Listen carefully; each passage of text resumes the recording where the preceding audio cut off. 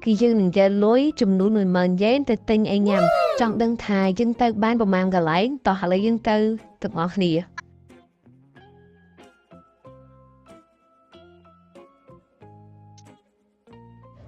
ឡូវនេះយើងធ្វើដំណើរមកដល់កន្លែងទី1ដែលយើងត្រូវទិញហើយឥឡូវនេះគឺយើងនឹងទៅទិញតាកូយ៉ាគីទាំងអស់គ្នានេះគេ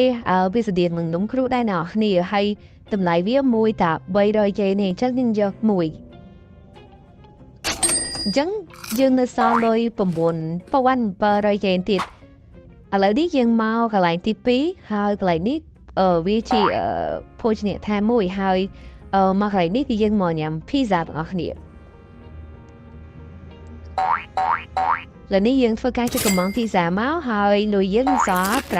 8900 yen ឥឡូវនេះយើងមកកន្លែងបន្តទៀត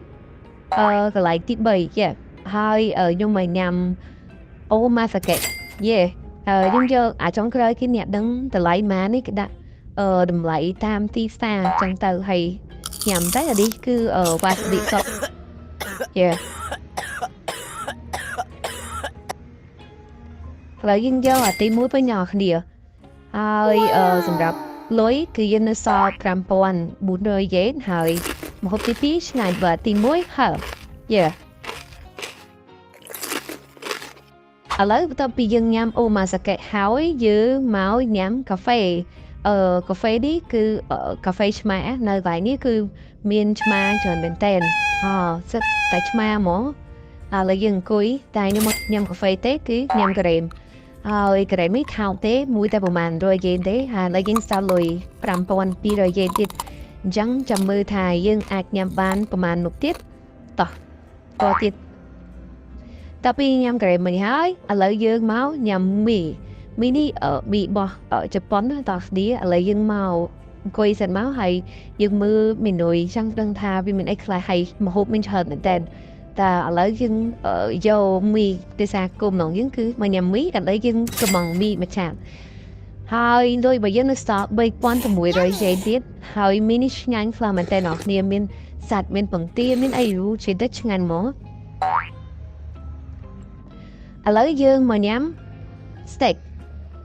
តែនៅកន្លែងនេះវាថ្លៃតិចដោយសារតាភោជនីយដ្ឋានគេលំដាប់ផ្កាយ5ឥឡូវយើងកំងមួយឈុតហើយលុយយើងនៅសល់2100 yen ទៀតអញ្ចឹងយើងអាចញ៉ាំបានប្រហែលជា2មុខទៀតឥឡូវតែពីយើងបានញ៉ាំសឹកអាំងមិញហើយក៏យើងធ្វើដំណើរទៅភោជនីយដ្ឋានមកកន្លែងទៀតដែរនៅក្បែរគ្នាទេបងប្អូននៅនេះគឺគេមានលក់សាច់អាំងបែបជប៉ុននេះគឺចង់ផៅគេកំពុងតែឈរបាក់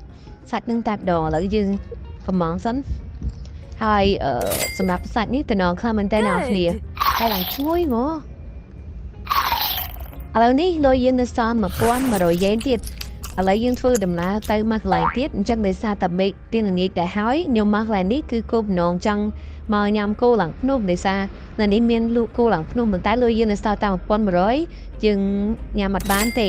អញ្ចឹងខ្ញុំក៏ទិញឈីសទៅដល់គ្នាចាំមកអ្នកគ្នាចង់ញ៉ាំគោឡើងភ្នំនៅក្នុងសាការាក្នុងហ្គេមនឹងអីកុំភ្លេចមកកន្លែងហ្នឹងមានលក់ហើយយើងសល់លុយតែ300 yen ទេហើយខ្ញុំក៏បានទិញត្រកគោ